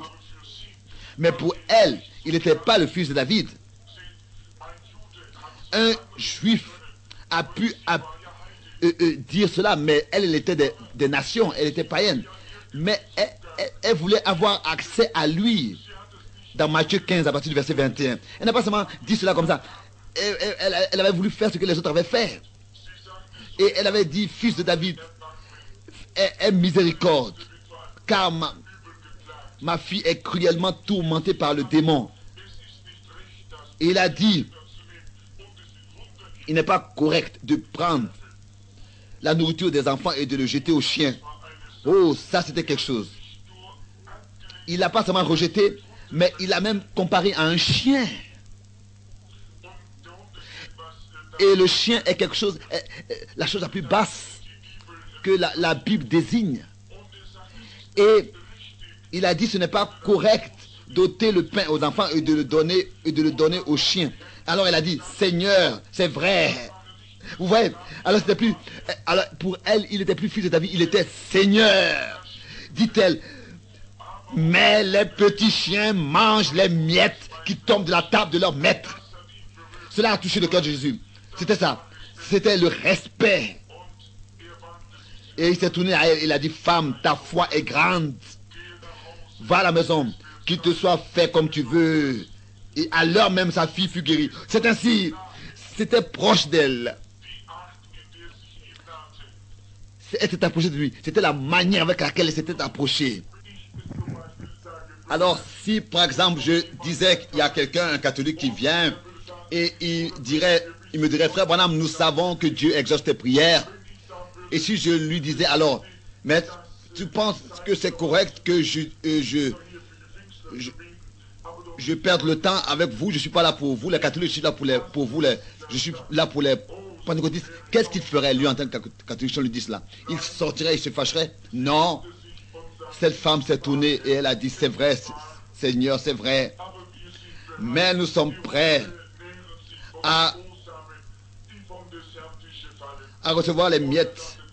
Même les chiens mangent les miettes qui tombent de la table du maître. Et il a dit, ta foi est grande. Il y a encore un autre cas. Vous voyez, c'était la manière avec laquelle elle s'est approchée, c'était son respect. Elle respectait Dieu pendant qu'elle le respectait. Et nous voyons qu'un autre jour, il y avait un Romain, aussi quelqu'un de grand. Il aimait les Juifs et il avait un serviteur qui était malade. Dans Luc chapitre 7, les premiers versets. Et il n'osait pas aller. Vous savez, c'est mieux de se sentir plus petit qu'on est, réellement. Si quelqu'un a une grande position et il y a quelque chose à dire, il préfère que ce soit les autres qui le disent, etc.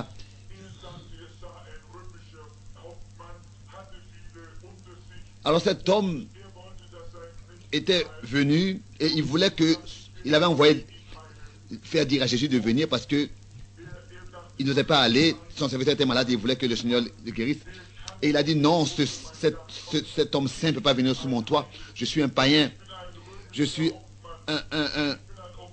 un officier, je suis un centenier, je ne suis même pas un juif, je n'ai même pas le droit que ce saint vienne.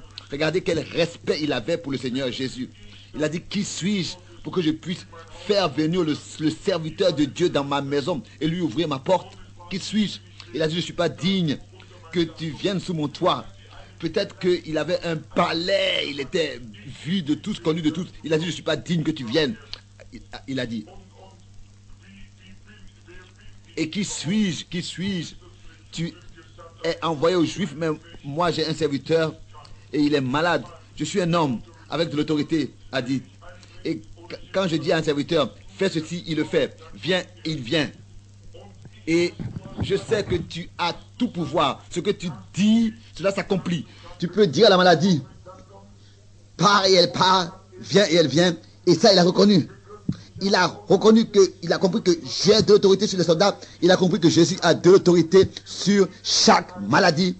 Il prononce seulement la parole et ce que tu dis s'accomplira. C'est de ça qu'il s'agit. Prononce seulement la parole et mon serviteur va vivre. Il sera guéri. Et il s'est tourné vers les Juifs et il a dit, une telle fois, je n'en ai pas vu en Israël. Va à la maison, ton serviteur est guéri. Qu'est-ce que c'était? Il respectait le Seigneur. Il a respecté Jésus-Christ. Lui, le Dieu du ciel, bon. Il fait tard. Et je voudrais encore dire une chose. Tous ces grands respects que nous avons vus, mais les choses semblent être différentes aujourd'hui. Dieu peut faire quelque chose de grand aujourd'hui et les gens se moquent. Je crois qu'aujourd'hui, il y a 40 ans ici, ça aurait été différent. Alors que le Saint-Esprit du Maillon Nouvelle était descendu. C'était infusé. Mais qu'est-ce que c'était? On s'est moqué de ceux qui l'avaient reçu. On les a appelés rôles de saints. On ne voulait pas les avoir dans la ville. On les a mis de côté. On les a rejetés. Et c'est ainsi que l'Église est restée encore 40 ans et a souffert. Elle est passée par toutes sortes de choses. Il y a 2 guerres depuis lors qui ont eu lieu. Des milliers sont morts. Peut-être qu'ils auraient pu déjà repartir à la maison. Qu'est-ce qui se serait passé? Alors que Dieu avait commencé à déverser son esprit dans les derniers jours. Qu'est-ce qui se serait passé il y a 25 ans d'ici? Alors qu'il avait manifesté ses signes et ses miracles et envoyé. Qu'est-ce qui se serait passé si les hommes s'étaient rassemblés, s'étaient soumis à Dieu et avaient respecté? Qu'est-ce qu'ils ont dit? Ils ont dit que c'est de la télépathie. C'est la télépathie, c'est de l'histoire. Qu'est-ce qui se serait passé si toute la nation était venue et avait dit, oh, loué soit le nom du Seigneur, méthodiste, baptiste, presbytérien, c'était uni. Si c'était uni et avait dit, ça, c'est ce que nous avons attendu depuis longtemps. Non, ils ont désigné cela de toutes sortes de noms. Quoique l'esprit avait été répandu, beaucoup ont vu des visions, et des prophéties se sont manifestées. Tous ces grands dons, le parler en langue, la guérison divine, tout cela était répandu, tout était là. On aurait pu dire, ils auraient pu dire, oh, loué soit et remercié soit le Dieu Tout-Puissant, le Dieu vivant. Et cela a été accordé à un groupe humble, les pentecôtistes. Nous voulons repartir et briser toutes sortes d'organisations et nous unir, être unis réellement en tant que frères et sœurs. Qu'est-ce qui se serait passé? Il n'y aurait plus besoin d'hôpitaux dans le pays. Non, c'est vrai. Il y aurait eu une telle puissance qui se serait manifestée et qui aurait été à l'œuvre si on aurait respecté ce qui s'était passé. L'Église aurait dû être enlevée depuis longtemps et le millénium aurait pu commencer depuis longtemps. Mais ils se sont moqués, ils n'ont pas respecté ce qui vient de Dieu. Les journaux ont dit toutes sortes de choses, ont raconté toutes sortes de choses. Les églises se sont moquées de ce réveil et ont rejeté, ont dit toutes sortes de choses sur eux. Bon, beaucoup pourrait être encore dit là-dessus, mais il fait tard. Nous voulons maintenant ici nous adresser à nous, au Branham Tabernacle. Dieu va répandre des dons sur nous, ça nous le voyons. Bon, qu'est-ce que c'est que le don de Dieu aujourd'hui? C'est le Saint-Esprit. C'est le Saint-Esprit en nous. C'est ce que nous devons respecter. Nous devons respecter cela sur chaque personne sur laquelle il vient. Et nous devons, si Dieu envoie ces dons divins, ça n'a pas d'importance. Comment est-ce qu'ils sont réels? Nous ne serons pas secourus tant que nous ne respectons pas cela. Quelqu'un peut apporter une prophétie. Et si vous ne croyez pas à la prophétie, elle vous servira à rien. Vous devez avoir du recueillement. Vous devez respecter ce qui vient de Dieu. Vous devez croire que cela est de Dieu, vient de Dieu. Croire jusqu'à ce que cela est manifesté en tant que faux. Alors vous avez seulement le droit de ne pas croire. Et vous n'êtes pas lié à cela. Si cela est prouvé faux. Mais tant que ce n'est pas prouvé tant tant que cela est prouvé, tant que cela n'est pas prouvé faux, croyez. Comme ce vieux Samuel a dit, il disait, je voudrais vous poser une question. Est-ce que j'ai déjà pris votre argent, je crois dans 1 Samuel 12?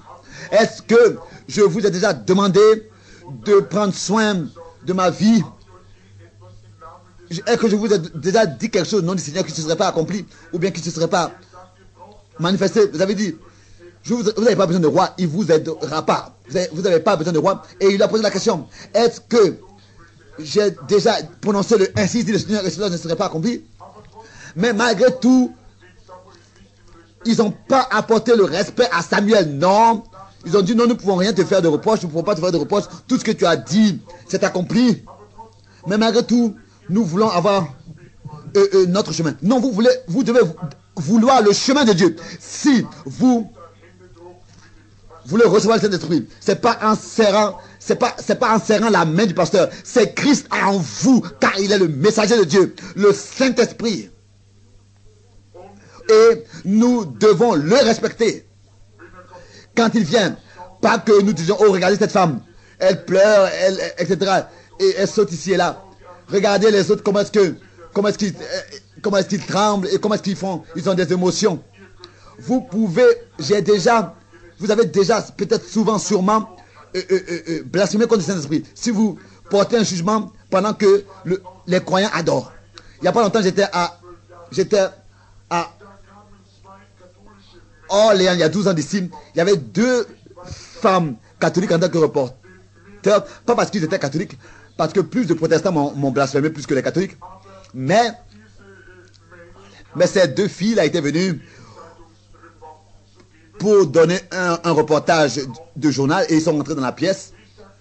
Et j'ai dit, mais qu'est-ce que vous avez dans vos bras, sous vos bras? Et elle avait une cigarette.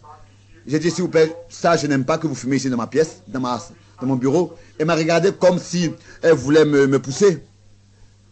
Et elle a dit, je voudrais maintenant vous poser des questions. Et elle a demandé, est-ce que tu es en relation avec ces rôles de saint, avec ces gens-là, qui jouent un rôle de saint? Et elle disait, est-ce que tu penses que là, il y a quelque chose qui vient de Dieu dans ce groupe de fanatiques? Et elle m'a demandé, mais comment est-ce que... Et elle m'a demandé, comment tu as su que je suis catholique? J'ai dit, mais bien sûr, je connais ton nom, je sais qui tu es, bien sûr. Et elle a dit, est-ce que tu veux me dire quelque chose? Est-ce que tu veux dire que ces personnes-là qui vivent ici sur cette terre, qu'ils seront au ciel? De telles personnes seront au ciel? Je lui ai dit. Alors elle a dit, alors ça veut dire que je ne veux pas aller au ciel. Si c'est comme ça, je ne veux pas aller au ciel. Alors je lui ai dit, tu n'as pas besoin de t'inquiéter. Avec ta disposition, tu ne seras pas au ciel. Avec ton état, tu ne seras pas au ciel. Et directement, je l'ai regardé dans le visage. Et il y avait des frères qui étaient assis dans la pièce. Et je voulais seulement savoir, je voulais qu'elle puisse savoir ma position. Et je lui ai dit, vous êtes venus pour trouver quelque chose, mais vous allez... Mais en fait, vous n'allez pas écrire ce que vous voyez, vous allez en faire votre propre histoire. Et à la femme qui parlait, je lui ai dit, avant que tu meurs, et réfléchis très bien, ma voix sera à entendre de tes oreilles. Si ce n'est pas le cas, alors sache que j'étais un faux prophète.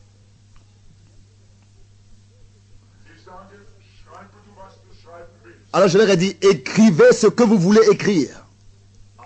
Mais, avant que tu meurs, tu vas entendre ma voix te parler. Mais cela ne te servira plus à rien. Cela ne te servira à rien. Ne t'aidera plus. Je lui ai dit, va et fais ce que tu veux. Elle a hésité. Et elle a demandé, mais qu'est-ce que tu penses de ces idiots là-bas qui se comportent comme ça bizarrement et qui pleurent et qui crient? Est-ce que ce sont des chrétiens? Je lui ai dit, mais bien sûr que ce sont des chrétiens. Ils sont chrétiens remplis du Saint-Esprit. Elle dit, mais ça, c'est pas le Saint-Esprit. J'ai dit, mais qu'est-ce que toi t'appelles le Saint-Esprit? Je voulais savoir ce qu'elle allait dire. Je pensais, bon, on va voir ce qu'elle va dire. Elle a dit, moi je veux rien avoir à faire avec de telles personnes.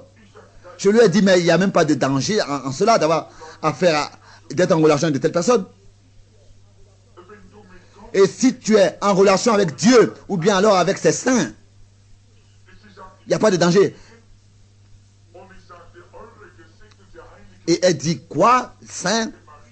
J'ai dit, mais et vous, votre Sainte Marie que vous appelez, que vous avez élevée en tant que reine, en tant que Dieu.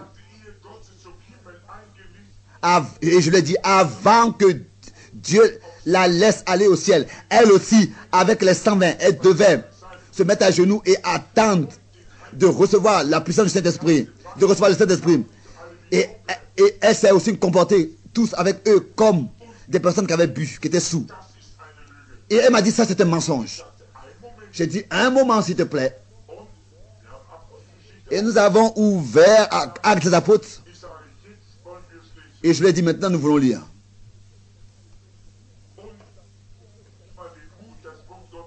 Et je lui ai dit, tu n'as même pas le courage de lire la parole de Dieu. Et vous voyez, pas de respect. Ouais. Et je lui ai dit, s'il te plaît, enlève ta boîte de cigarettes sur de la table. Et je voudrais te dire une chose. Écris ce que tu veux. Mais ce sont mes dernières paroles que je te dis. Avant que tu meurs, tu vas entendre ma voix. Et qu'est-ce que je dois vous dire?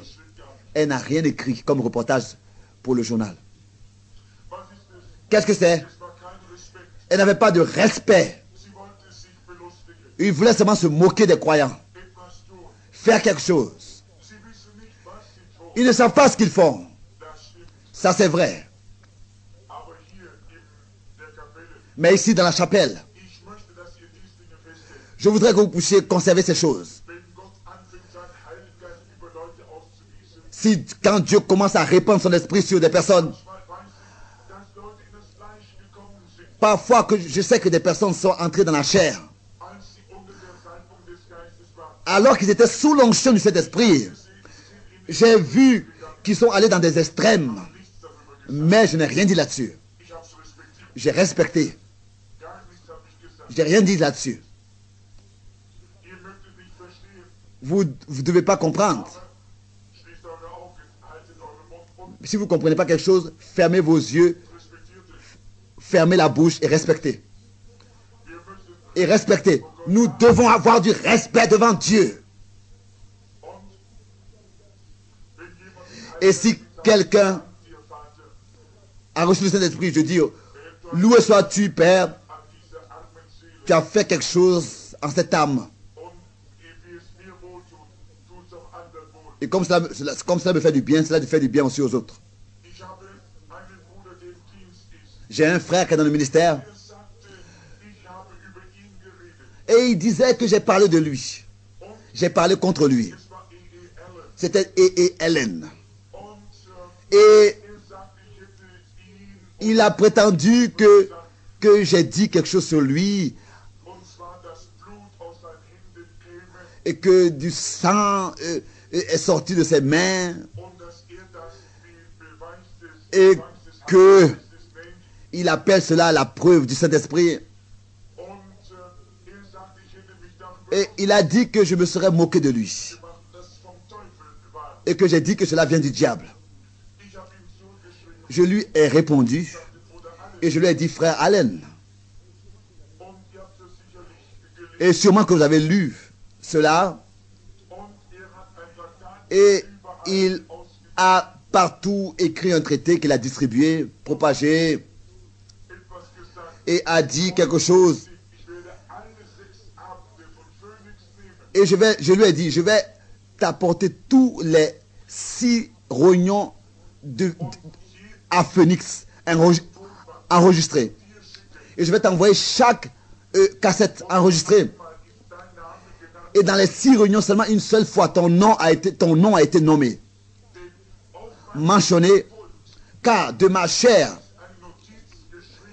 il y a eu un petit papier qui a été écrit, été posé, et il a été écrit que le frère Allen a prêché, que la preuve du Saint-Esprit, la preuve qu'on a reçu le Saint-Esprit, c'est que le sang sort des mains. Et alors, bien sûr que j'ai dû dire, je ne suis pas d'accord avec le frère Allen, que ça, ce serait la preuve qu'on ait reçu le Saint-Esprit. Il n'y a pas de verset biblique qui nous montrerait qu'on doit avoir du sang dans les mains pour recevoir le Saint-Esprit. Le Saint-Esprit, c'est la puissance de Dieu dans notre vie. Et Jésus-Christ disait, ceux qui croient, voici les signes qui accompagneront. Ceux qui croient en moi, voici les signes qui accompagneront. Ceux qui auront cru. Ceux qui croient, voici les signes qui accompagneront. En mon nom, ils chasseront des démons, etc. Marc 16. Mais je lui ai dit, il y a quelque chose quand même que je voudrais dire. Il était un grand homme de Dieu. Et si je pouvais prêcher comme lui, si bien prêcher comme lui, j'aurais même plus besoin d'avoir de réunion de lignes de prière pour les malades. Mais il a écrit et il a dit que moi et ça et moi j'aurais dit ceci et j'aurais dit cela. Seulement parce que quelqu'un d'autre l'a dit. Moi je suis pas d'accord avec sa théorie. Mais je ne veux pas blasphémer sur ce qu'il fait. Et être en train de parler de ce qu'il fait. Et à Minnesota, plutôt à Minneapolis, alors que là-bas, dans ce grand temple, j'avais parlé, à Saint Peter's Dome, et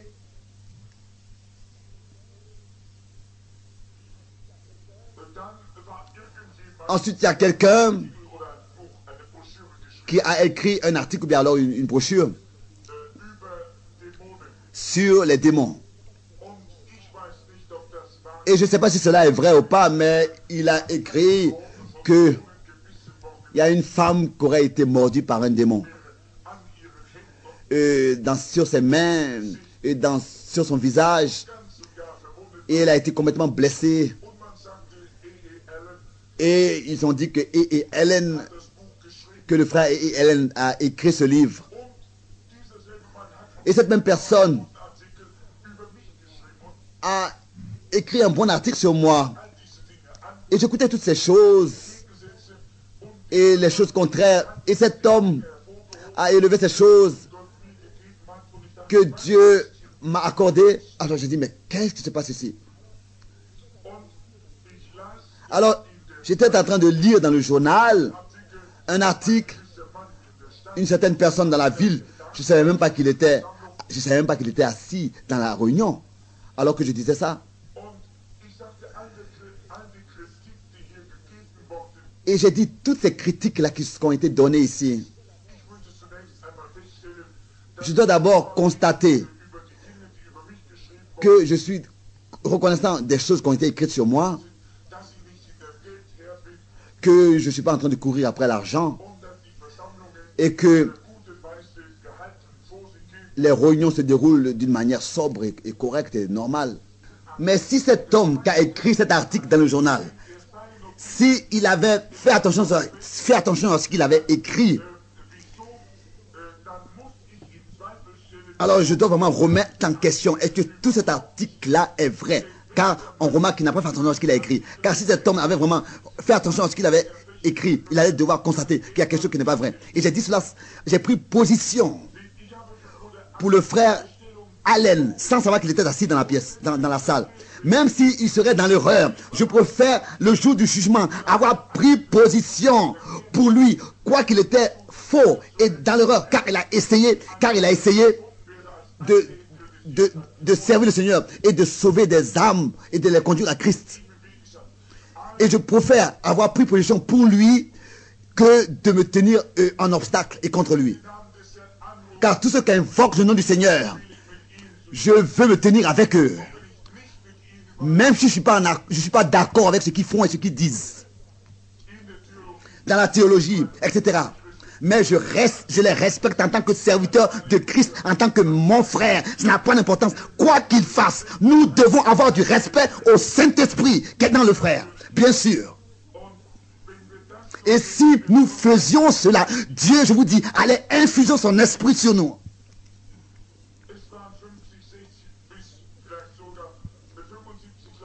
Il y avait beaucoup de personnes qui étaient là, qui étaient assises.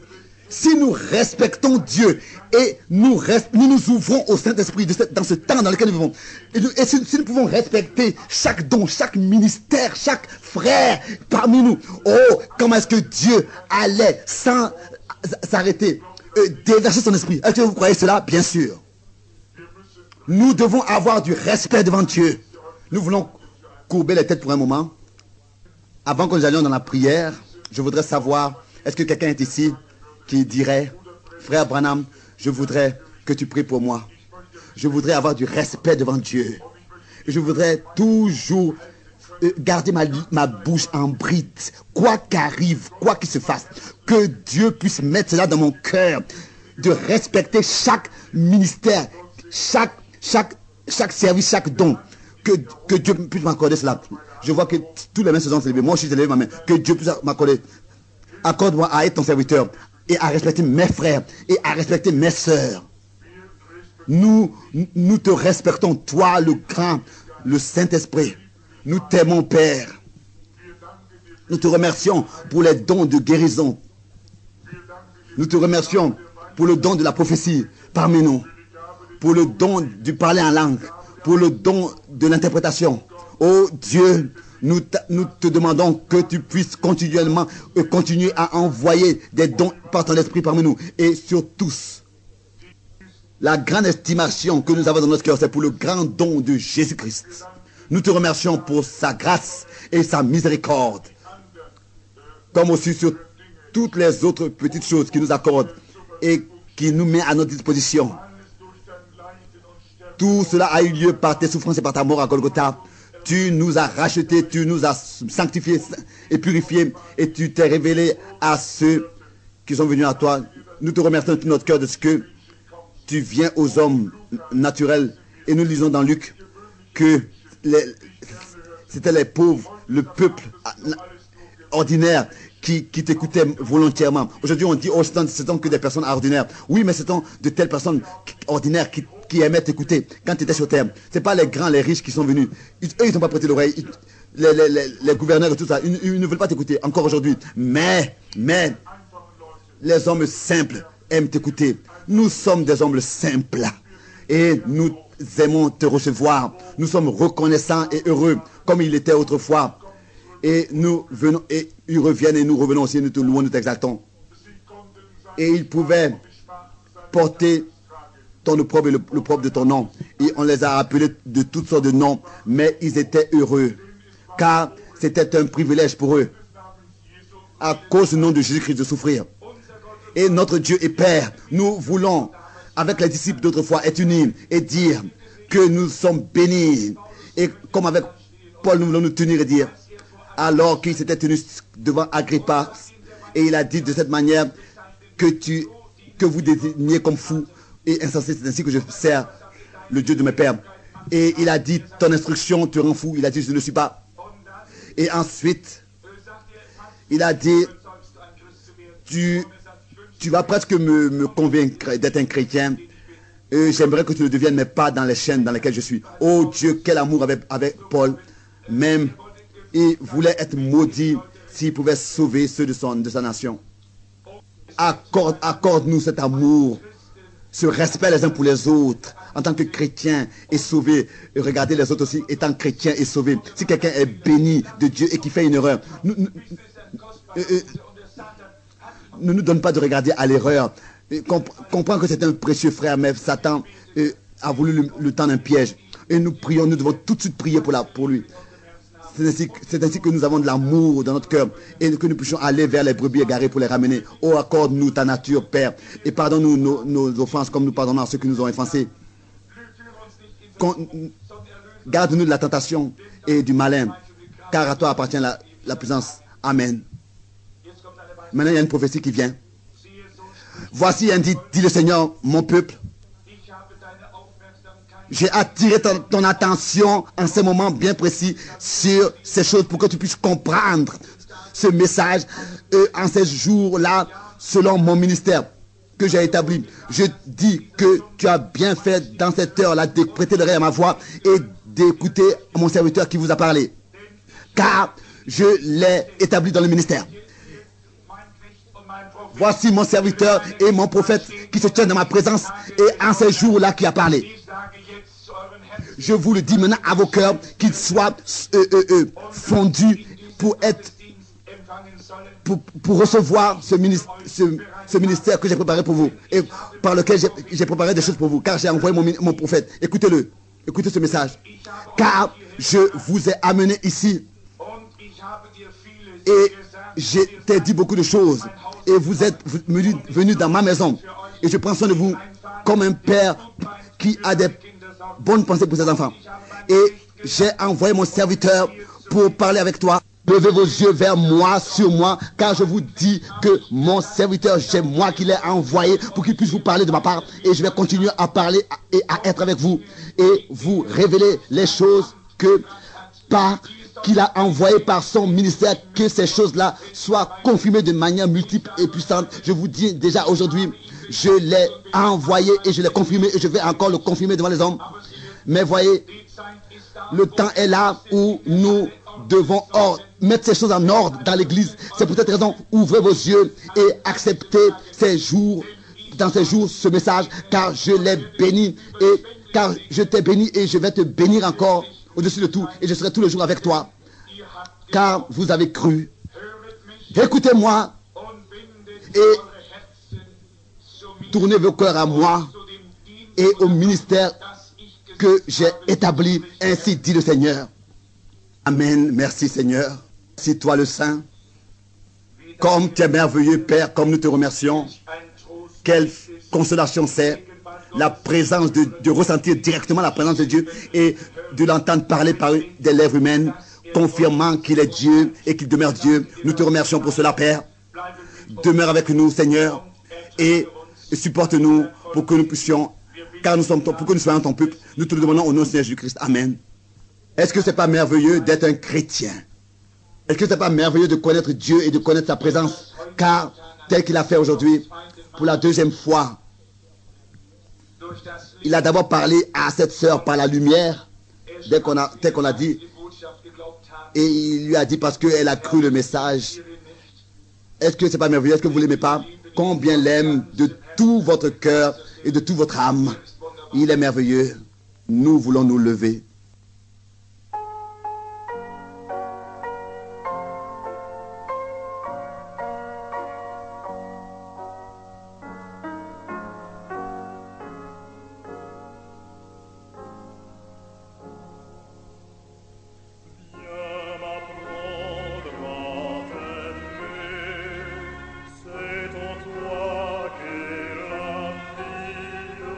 Par toi j'ai le